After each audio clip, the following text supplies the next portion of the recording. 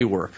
As Ed said, the test has to be thorough. To do the test as you fly in the fashion that we really think is appropriate for a mission of this caliber, you don't want to compress your assembly test too awfully much, and that's actually where we ended up. We have had development delays in avionics from a maturity perspective. Motor controllers, those are the electronics that actually drive these actuators. As Mike mentioned, the actuators themselves have been difficult, not only from the perspective we have anomalies, problems that we don't understand the cause of yet, down at temperatures like minus 50 and minus 70 degrees centigrade, which is where these will operate. But we haven't understood the root cause of those yet, and the throughput at the factory has been difficult, considering all the problems. Sample handling is extremely challenging, and maybe some of you remember Phoenix and the difficulty with Phoenix in handling samples. We want to make sure the sample handling systems are actually wrung out extremely well, and we understand how well they work or repair things that don't.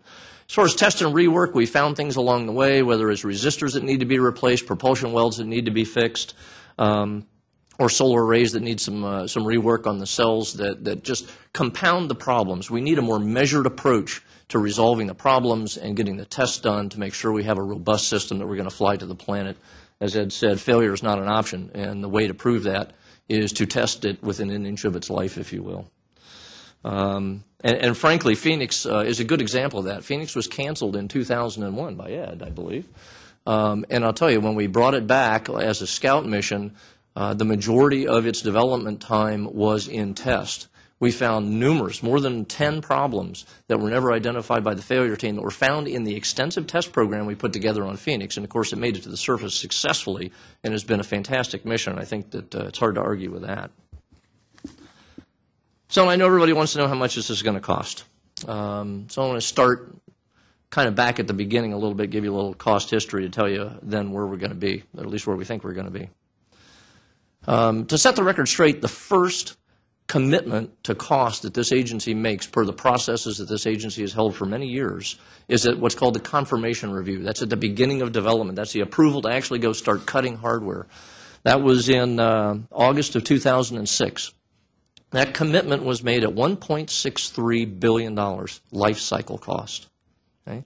No previous estimate before that was agreed to or supported by the agency. We started seeing problems at the CDR, which was in basically the middle of 2007.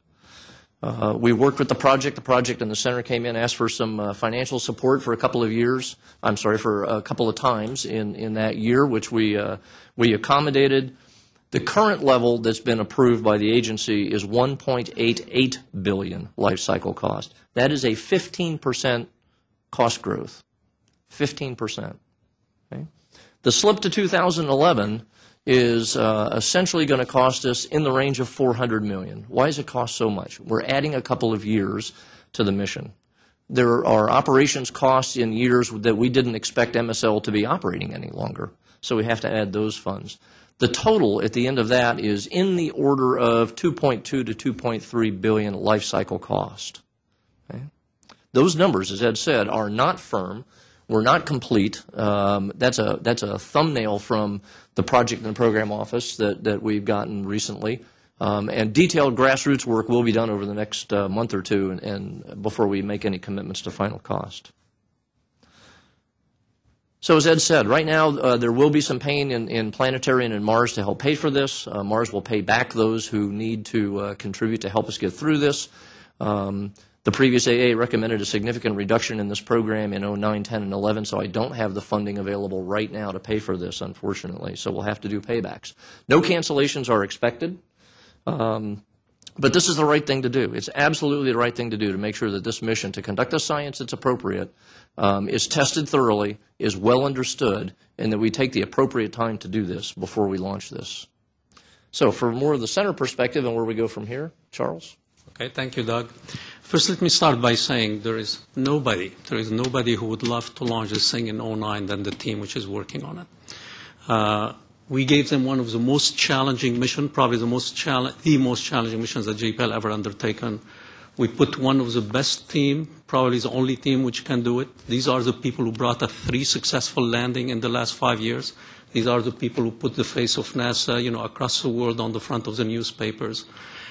They have worked their tail off over the last 4 or 5 years to make this happen. And I think they worked in the best spirit, of NASA and the American spirit of taking a lofty goal and try to work very hard to achieve that goal.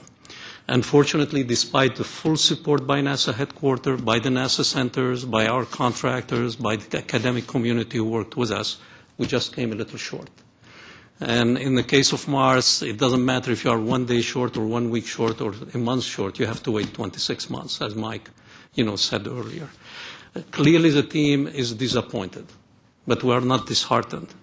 And I want to say that what I admire particularly about the team, living in the spirit that Mike Griffin insisted at NASA, is their highest level of technical integrity. Despite their love of flying this mission in 2009, they stood up and said, look, after we tried everything, we really don't think it's a good idea. This is not the right idea. This is not the smart idea to continue on 2009, because Mars is very unforgiving.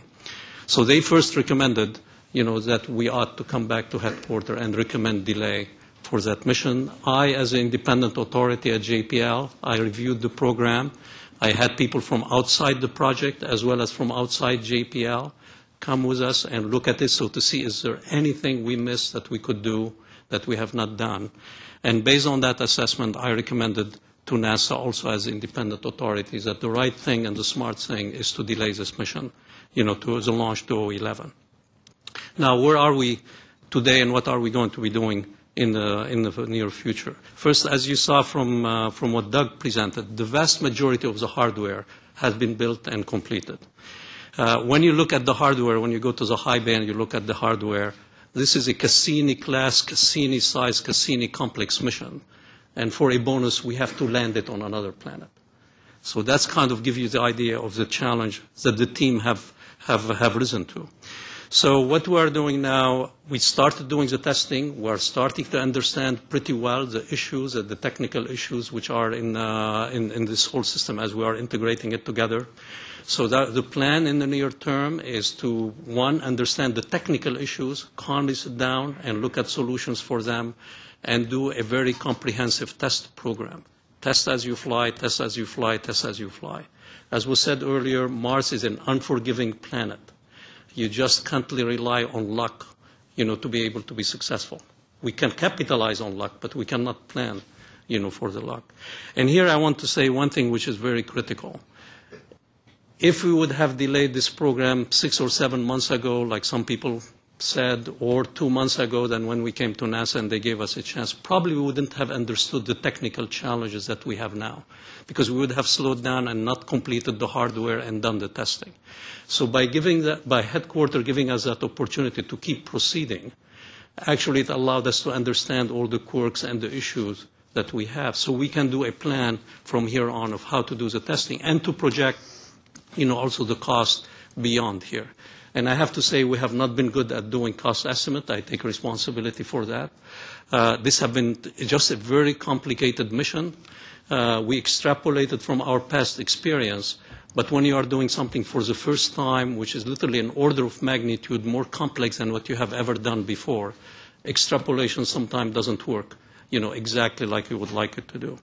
So in closing, I want to say the team is committed to strive to achieve mighty things for NASA and for the country. As I said, they are disappointed, but they are not disheartened on doing that. And with the support of NASA, we're not going to be sitting in the twilight. We're going to reach again for another high and really make this mission successful. And hopefully we'll all be sitting in the mission operation room when we land this mission successfully. Thank you. Thank you, gentlemen. We're first going to go to questions here at headquarters. We've got some folks with microphones. Rover around, if you could wait for them to get to you, identify yourself and say who your question is directed to. And same with the folks